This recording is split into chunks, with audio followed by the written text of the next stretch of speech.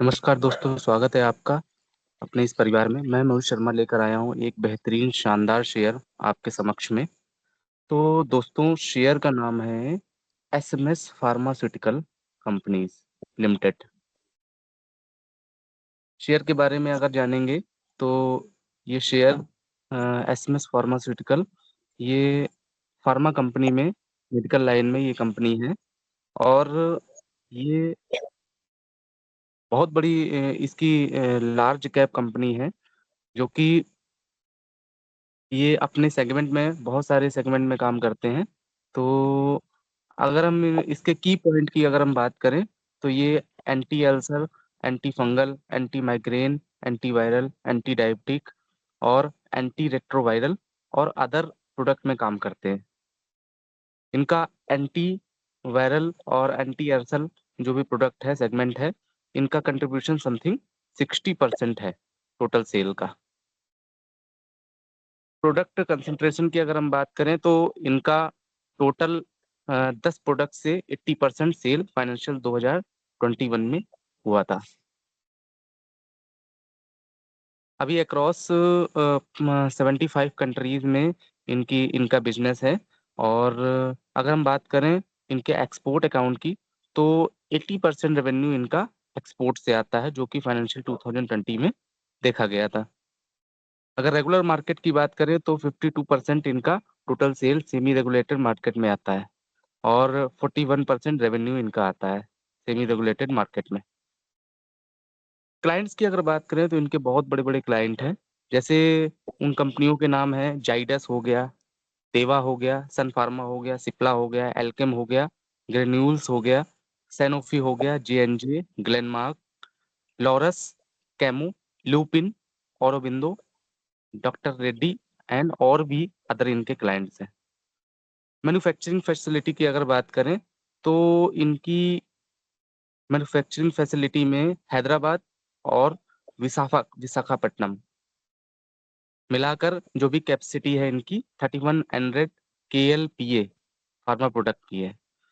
और बाकी अगर ग्लोबल ऑर्गेनाइजेशन की बात करें तो ये सर्टिफाइड है USFDA, EUGMP, KFDA, PMDA और अदर ग्लोबल ऑर्गेनाइजेशन है। टोटल विशाखापट्टनम फैसिलिटी में इनका टोटल लैंड एरिया है 100 एकड़ का। अगर रिसेंटली कैपेक्स की बात करें 2021 में, तो इनका विशाखापट्टनम का प्लांट समथिंग 200 करोड़ रुपए की कॉस्ट का है।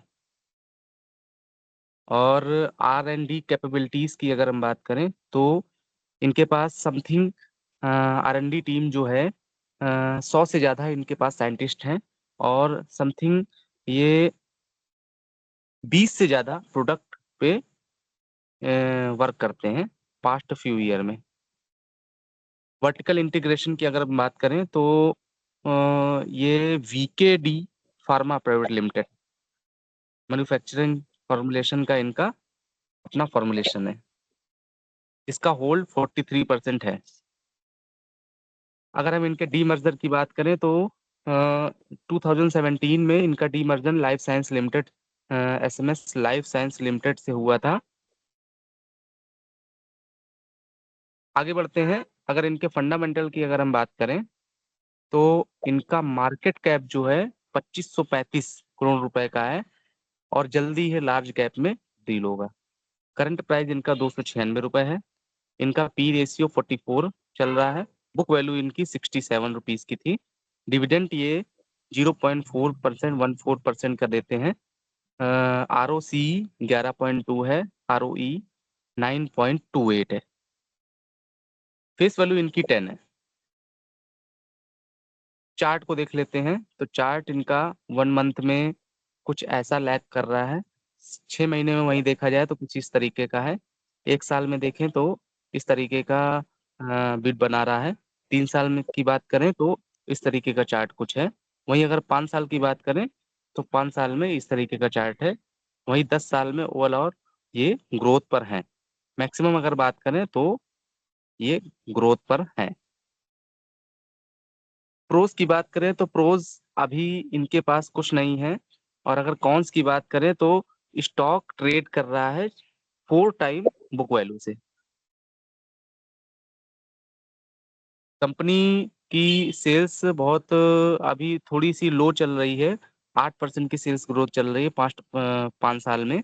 लेकिन इन्होंने सेल्स ग्रोथ दी है 8% की। अच्छी। अगर इनकी आरओई की बात करें तो 8.17 इनका आरओई है पास्ट 3 साल में। डेब्टर डेज इनके 86 दिन से 122 दिन इंक्रीज हुए हैं। वहीं पीयर्स कंपैरिजन की बात करें तो Divi's lab, Neuland labs, Jubilant Pharmova, Ami organic, Aarti drugs, Hikal, Gujarat Themis bio और एसएमएस फार्मा।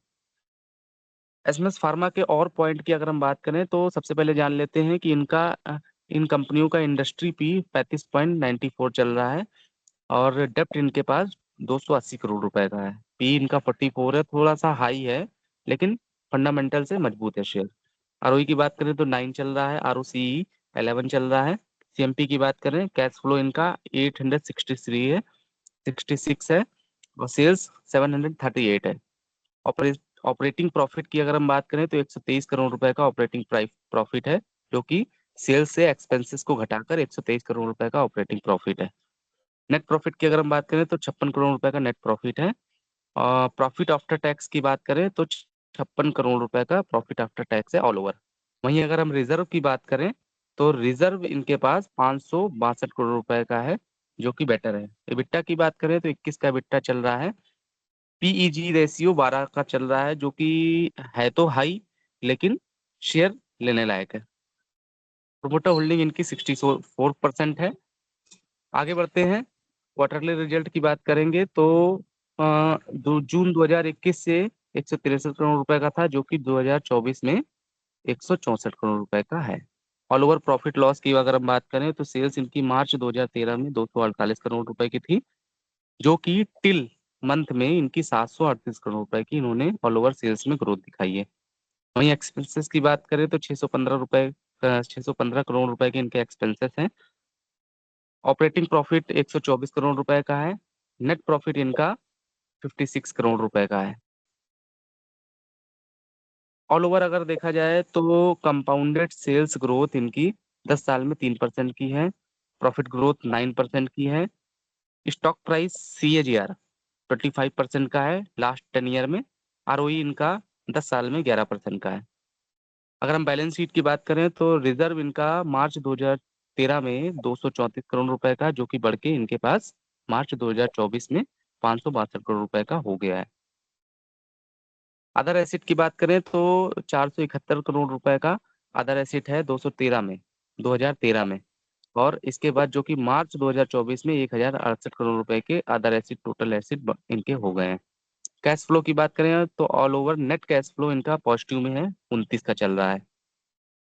रेशियोज की बात करें तो मार्च 2013 में डेब्ट डेज इनके पास 52 दिन के थे, जो कि मार्च 2024 में 122 दिन के डेब्ट डेज हो गए हैं, जो कि थोड़ा सा बढ़े हैं, जस्ट डबल, लेकिन ये रिकवर हो सकते हैं।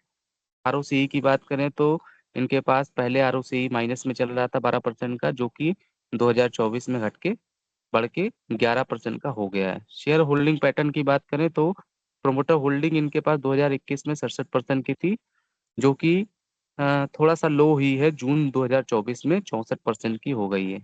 एफआईज का स्टेक इनके पास 0.18% है। डीआई का स्टेक 2% है। पब्लिक 33% की प्रोमोटर पब्लिक होल्डिंग है। तो ऑल ओवर अगर हम बात करें तो इनके फंडामेंटल अच्छे हैं। ये लो आरओई इनका इक्विटी रिटर्न है, लेकिन ये आगे चल के इनके पास अच्छे क्लाइंट हैं, इनके पास अच्छी फैसिलिटी है, इनके पास अच्छे साइंटिस्ट हैं और इनके पास अच्छे एरियाज हैं। तो ये अपनी प्रॉफिट ग्रोथ को बढ़ा सकते हैं। मेरे पॉइंट ऑफ व्यू के हिसाब से इनकी प्रॉफिट ग्रोथ जल्द ही बढ़ सकती है और ऐसा कुछ नेगेटिव नहीं है, बस लो आरओई है इनका, जो कि आगे चल के बढ़ सकता है। तो ऑल ओवर अगर इनके रेटिंग की अगर हम बात करें तो हम इनको रेट देंगे 10 में से 8। तो दोस्तों, आप अपनी एनालिसिस एक बार जरूर करें। फंडामेंटल चेक करें और डीप एनालिसिस करें। एक बार चेक करने के बाद आप तभी शेयर को खरीदें। और मेरे हिसाब से शेयर बेटर हो सकता है इन फ्यूचर, क्योंकि इनके पास अच्छे क्लाइंट हैं। इनके पास टॉप एमएनसीज कंपनी है जो कि ये अपने प्रॉफिट को बढ़ा सकती हैं। इनके पास अच्छे ऑर्डर भी हैं और अच्छी इनकी मार्केट भी है, मार्केट कैपेसिटी भी है। तो आप एक बार अपने एनालिसिस को देख लें और एक बार एनालिसिस को देखने के बाद इस शेयर को खरीदें। तो दोस्तों, मैं आपको ये बताना चाहता हूँ कि जीवन में आप अपने लाभ के लिए, अपने फायदे के लिए आप किसी दूसरे का नुकसान नहीं करना चाहिए। आपको आपको अपने फायदे के लिए किसी भी व्यक्ति का नुकसान नहीं करना चाहिए। बल्कि अगर आप ऐसा करते हैं तो शास्त्रों में लिखा गया है, शास्त्रों में क्या, एक पूरे जीवन में लिखा गया है, वो घूम कर आपके पास ही आता है। तो जीवन में हमेशा दूसरों का हित सोचें, उनका, अगर आप फायदा नहीं कर सकते हैं तो उनका नुकसान भी ना करें। अच्छे से जीवन को जिएं, धर्म के साथ, ईश्वरी भक्ति के साथ। ईश्वर को याद करें, ईश्वर को धन्यवाद दें और हर सुबह ईश्वर से प्रार्थना करें कि हमारा जीवन सुखमय हो। और यही कामना करते हैं, ईश्वर से यही प्रार्थना है कि आप और आप सभी का परिवार स्वस्थ रहे और आप सभी अपने अपने व्यापार में वृद्धि करें, अपने अपने जीवन में खुश रहें अपने परिवार के साथ। तो धन्यवाद दोस्तों, मिलते हैं अगले वीडियो में और अच्छा शेयर लेकर आपके साथ उपस्थित होंगे। तब तक के लिए धन्यवाद, नमस्कार, जय हिंद, जय भारत, हर हर महादेव।